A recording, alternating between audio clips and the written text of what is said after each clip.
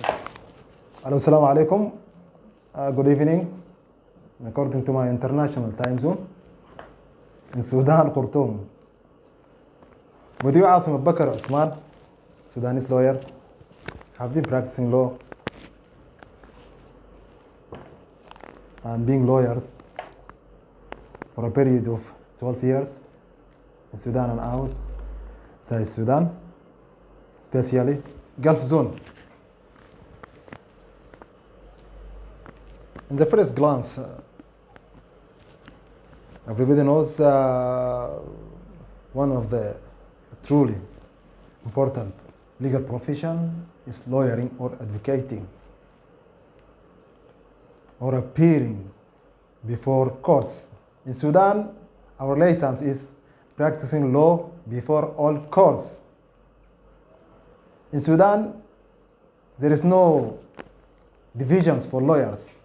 You will be a lawyer after 1 year training. After that, you'll get the license. The only development after 7 years, you will get the approval of Chief Judge in Sudan to be an oath commissioner, advocate and oath commissioner, which means you document it. You practicing documentation on the contracts. Then the contract will be an official contract. And as a lawyer, as a Sudanese lawyer, you're practicing this job description as a governmental official or judicial official. The history of lawyering or practicing advocate or being as advocate. The history of advocating in Sudan now is more than 100 years. It started shortly after the entrance of the British colonization to Sudan. When the British administration entered Sudan, shortly they established the modern courts, and they were interested of which law to be applied in those modern courts, and so those modern judges. They established two divisions of modern courts. Civil division, which is not by the meaning of today's meaning of civil or the academical meaning of the civil, academic legal meaning of the civil courts. Today we know civil courts means the umbrella of civil disputes, the dispute between the individual themselves. Means there is civil today, there is a civil courts, there is a criminal courts, there is administrative courts. But at that time, there was a civil courts. I mean, in 1904, there was a civil courts which included criminal courts. All in contrast to the Sharia courts. There was Sharia courts, modern Sharia courts at that time. Before that date, in 1922, there was no modern court in Sudan at all. After instituting the modern court, as I have been saying, modern court and the law to be applied, the administration of the colony, the colonization, was interested of practicing law before those modern court. So there was an issuance of the rule of practicing advocate or advocating before courts, before civil courts. The requirements of those rules, if you want to be a lawyer, you need to have an academic certificate from recognized university or legal institute, and then you need the approval of the legal secretary. Legal secretary, by the today's meaning, is the Ministry of Justice, by the today's meaning, or he has most of the job description of today's Ministry of Justice. Lawyers need the approval of legal secretary of the colonial establishment or British colonial establishment in Sudan. And it was very, very appear that practicing or appearing as a lawyer before court was mostly for the foreign lawyers, Greek and British lawyers, then Egyptian lawyers. Additionally, there was no lawyers appearing before Sharia courts. Lawyering is just for the civil court or the part of civil court in Sudan. After noticing that, after the legal secretary noticed that lawyering is a matter of foreign lawyers in Sudan, he appeared his intention and his desires to make it accessible for the Sudanese lawyer, for the Sudanese national to be lawyers. The profound cause of absence of the Sudanese or the Sudanese national lawyers was there was no an academic institute or academic college for studying the modern legal curriculum. There was Sharia Qadi Institute, but there is no institute or college in Sudan which teaching the modern law.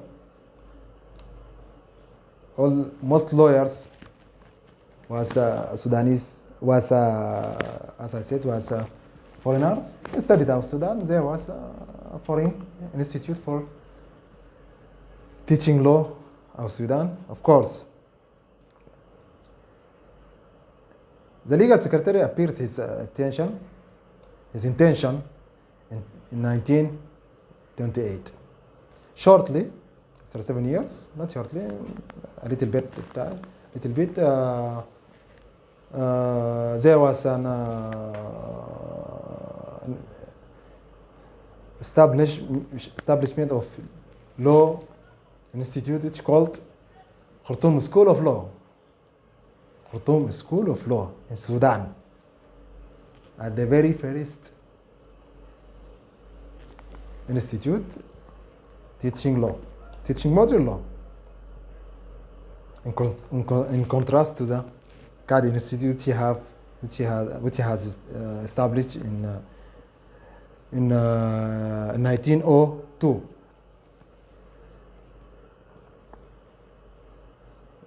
The newly established institute, Khartoum School of Law, was included British teachers with British law curriculum, teaching modern civil law.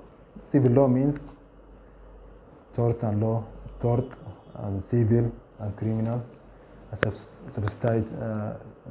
substantial law and procedural law, administrative law, municipal law, international law.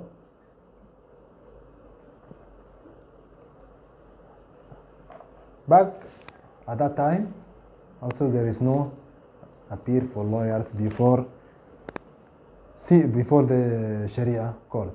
Lawyering was exclusively before civil courts.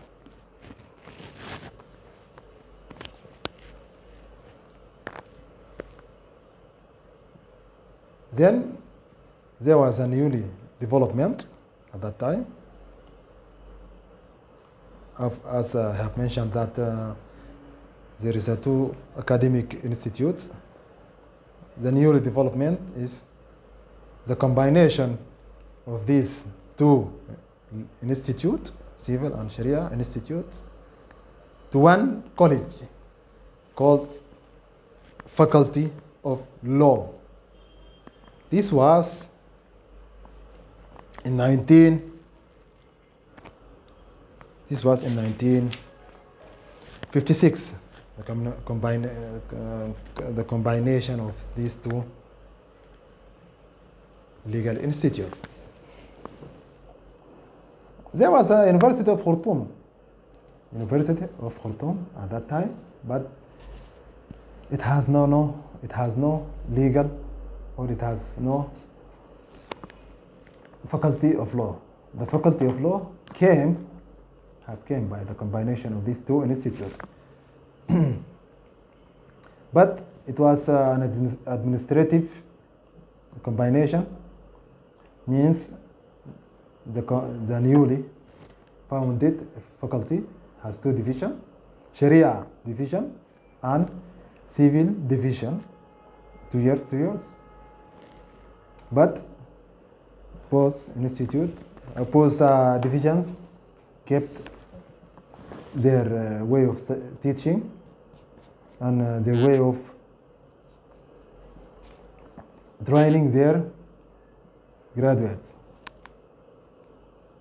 This was the most important middle development in the profession of lawyering or advocating in Sudan.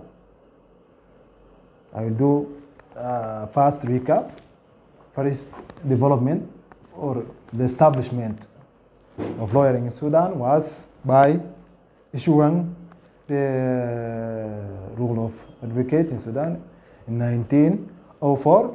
After that, there was development of issuance of there was a development of issuance advocate law or advocate ordinance in 1935. This was the second development in lawyering in Sudan. Then there was an academic development, which is a combination of the Institute of Sharia and Khartoum School of Law by the newly named Faculty of Law, which